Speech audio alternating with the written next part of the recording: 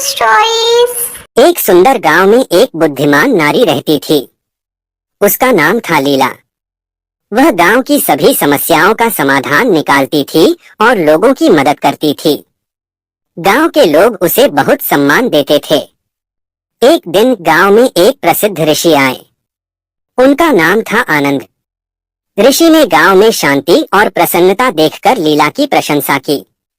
उन्होंने कहा, हे लीला, तुमने इस गांव को बहुत खुशहाल बनाया है। तुम्हारी बुद्धि और करुणा से लोग बहुत लाभान्वित हुए हैं। लीला ने विनम्रता से कहा, महात्मा, यह मेरा कोई विशेष गुण नहीं है। मैंने भी जीवन में बहुत संघर्ष किया है। मैंने देखा है कि दुख और सुख जीवन का हिस्सा है। हमें इन दोनों का सामना करने की शक्ति होनी चाहिए। ऋषि ने कहा, तुम्हारी बात सही है लीला। जीवन में उतार चढ़ाव आते रहते हैं। महत्वपूर्ण यह है कि हम इन परिस्थितियों से कैसे निपटते हैं। हमें धैर्य और शांति बनाए रखनी चाहिए। लीला ने पूछा, महात्मा, आप जीवन में क्या सीखे हैं? ऋषि ने मुस्कुराते हुए कहा, मैंने सीखा है कि क्रोध और लोभ मन को अंधा बना देते हैं। हमें इनसे दूर रहना चाहिए। हमें दूसरों की मदद करनी चाहिए और हमेशा सत्य का मार्ग अपनाना चाहिए। लीला ने कहा, महात्मा, आपकी बातें बहुत सार्थक हैं। मैं इन बातों को हमेशा याद रखूंगी। ऋषि ने कहा, लीला, याद रखो, ज्ञान केवल किताबों में नहीं मिलता है। यह जीवन के अनुभवों से भी सीखा जा सकता है। हर व्यक्ति के पास कुछ न कुछ। विक्रम एक प्रतिभाशाली युवक था। पढ़ाई में अव्वल, खेलों में दक्ष और कला में रुचि रखने वाला। लेकिन जीवन ने उसके साथ एक ऐसा खेल खेला कि वह धीरे धीरे खुद को ही भूलने लगा। सब कुछ एक दिन में ही बदल गया। एक सड़क दुर्घटना ने उसके माता पिता को छीन लिया। अकेलापन उसे घेरने लगा। घर जो कभी खुशियों का घर था, अब एक खालीपन सा लगने लगा। दोस्तों के साथ खेलने का मन नहीं करता था।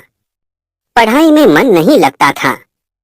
दुनिया से लोग आते जाते, हंसते खेलते, लेकिन उसके लिए सब कुछ बेजान सा लगता।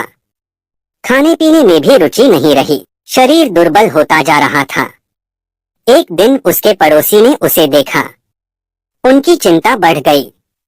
उन्होंने समझाया, विक्रम, इस तरह से जीवन व्यर्थ नहीं जाएगा। तुम्हारे माता पिता भी यही चाहते होंगे कि तुम खुश रहो। विक्रम ने सिर झुका लिया। उसे पता था कि वह गलत कर रहा है, लेकिन खुद को संभाल नहीं पा रहा था। पड़ोसी ने उसे एक पुस्तकालय में ले गए। वहां किताबों की दुनिया ने उसे एक नया रास्ता दिखाया। उसने साहित्य पढ़ना शुरू किया। कवियों की रचनाओं ने उसके मन को छुआ। लेखकों के विचारों ने उसे सोचने पर मजबूर किया।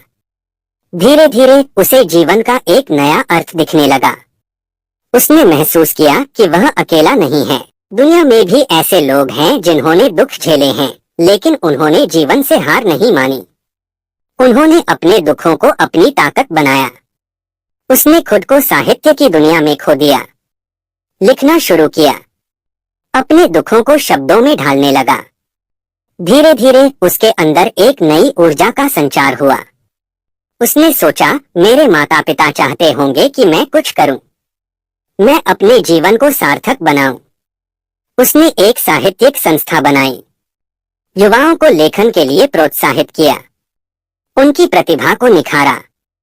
धीरे धीरे वह फिर से उसी विक्रम बन गया जो कभी हुआ करता था। खुश, संतुष्ट और जीवन से जुड़ा हुआ। उसने महसूस किया कि दुख ने उसे तोड़ा नहीं, बल्कि मजबूत। Thanks for watching the videos. Don't forget to subscribe, like, share and comment. Bye bye.